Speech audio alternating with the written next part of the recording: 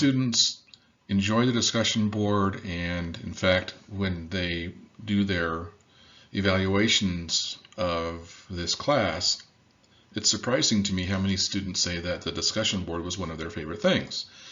Some students hate the discussion board, and honestly, some instructors don't like it either. I think one of the issues with the discussion board is that we often don't understand its purpose, and we aren't specific about why we're doing it and how best to do it. And so I want to try to solve that here by talking to you first about why and then about how. There is a reason for using a discussion board. If you were in this class in a face-to-face traditional classroom, I would be having you engage in conversations with me and with other classmates on topics many times over the course of the semester, and at least once or twice every hour that we're in class. The discussion board is intended to replace that opportunity, that experience. We know by research, when we study how people learn, that engaging with classmates improves cognition. Cognition is just a fancy word for how we learn. So this is why it's an important part of not just online learning, but learning in particular of any kind. I want you to use this as an opportunity to practice basic communication and writing. We get pretty lazy in how we use the language. We use, LOL, and it gets far worse than that. We don't use capitalization. We don't use punctuation. We misspell. For the purposes of this class, when you're using the discussion board, you've got to get it right. Now, I don't ask you to specifically cite your assignments that you're talking about. I'm going to talk about that here in just a little bit.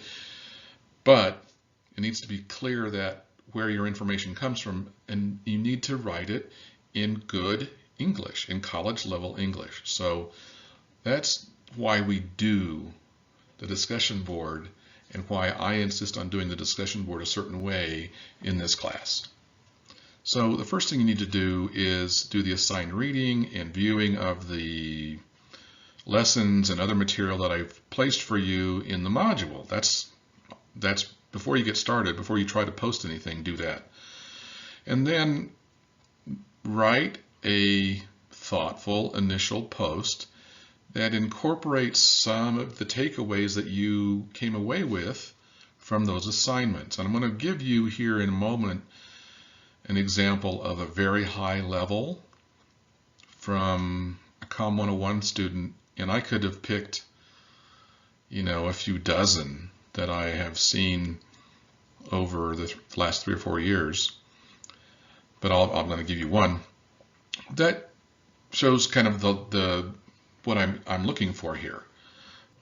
Before the week is over, you're going to respond to at least 2 of your classmates, and this is where it gets really kind of sideways for a lot of folks, because this tends to get very kind of trivial and not particularly well thought out. And so what I don't want to see is, I like that you said, and then you kind of quote the person you are responding to, and I agree with that.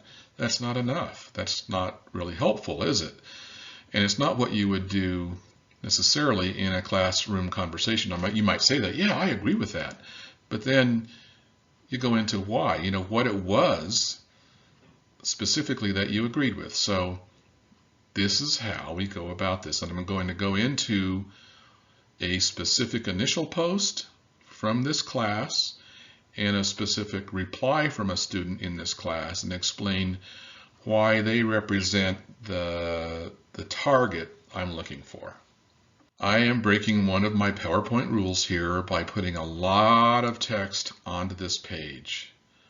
But what I want you to do is, at some point while this is on the screen, pause the video and read this. Now, this is a really, really good initial post. I don't expect all initial posts to rise to this level. On the other hand, why not?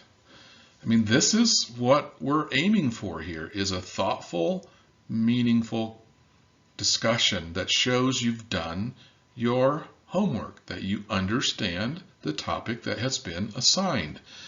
This student clearly read the assigned material and then discusses the assigned topic very directly.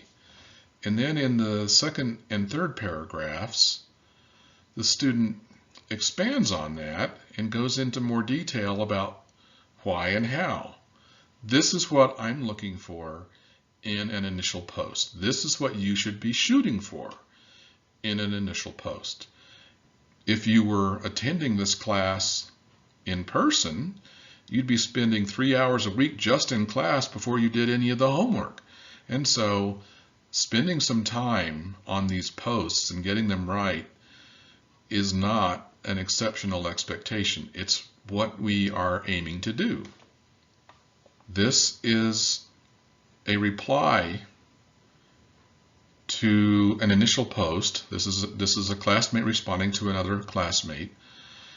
And again, this shows how this should work. It goes beyond just saying, yeah, I agree with you, or, yes, this is a great example of what we're talking about here, but then it goes into the why I agree with you, specifically what happened here that you find agreeable. If you find that you disagree with a student, there is a way to gently do that, disagree as well. It helps us learn. It helps us help our classmates learn. It helps us learn from our classmates. These are the reasons we do this.